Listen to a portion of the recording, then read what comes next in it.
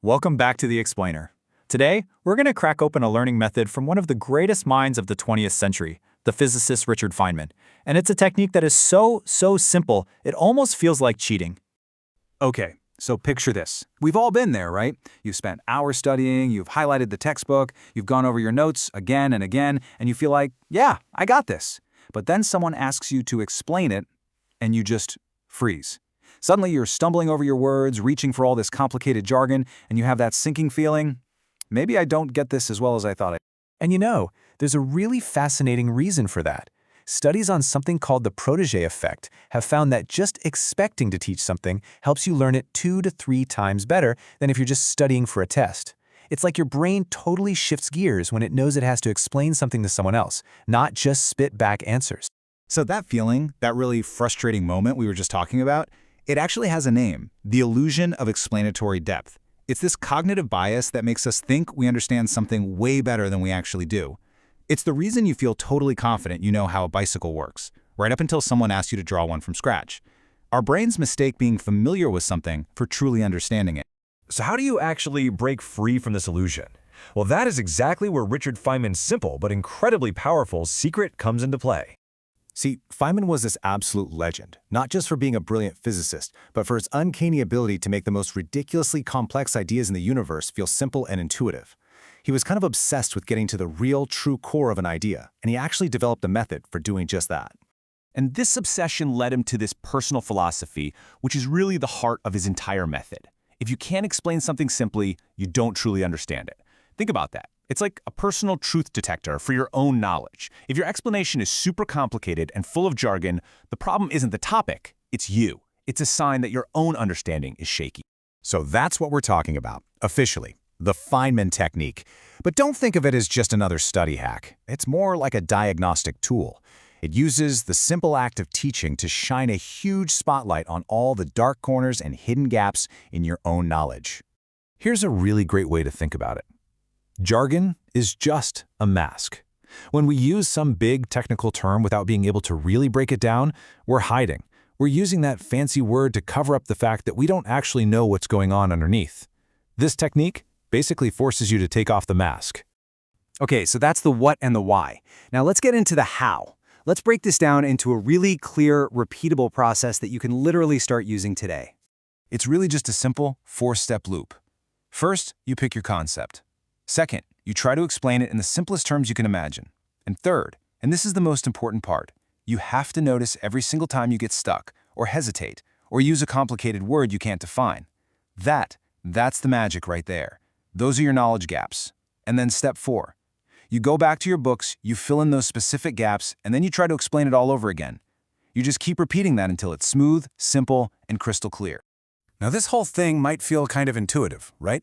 But there's some serious cognitive science that backs this up and explains exactly why this simple act of teaching is one of the most powerful ways to learn anything. Hey, remember that wild statistic from the beginning? This is why it works. It's all thanks to the protégé effect. The simple act of having to organize your thoughts well enough to pass them on to somebody else forces your brain to engage with the information on a much deeper level. So what's really going on inside your brain when you do this? A few things, actually. First, you're kicking in the generation effect. You're producing the explanation yourself, not just passively reading it, which creates way stronger memories. Second, you're using elaboration, forcing yourself to build connections and find analogies. And most importantly, you're doing gap detection. This process makes it painfully obvious when you can only recognize a term versus when you can actually recall it and explain it from scratch. All right, theory is great, but let's get practical. The whole point of this is so you can actually walk away and use it. So let's turn all this into your brand new study toolkit. So from now on, instead of just passively rereading your notes, which we know just creates that false sense of confidence, you're going to try this, the blank paper test. It is the Feynman technique in its absolute purest form. And here's exactly how you do it. Close everything, all your books, all your notes. On a completely blank page, just write out the best, clearest explanation you possibly can. The real magic happens in step 3. You have to be brutally honest with yourself. Every single time you hesitate or you write down a word you couldn't explain to a kid, circle it.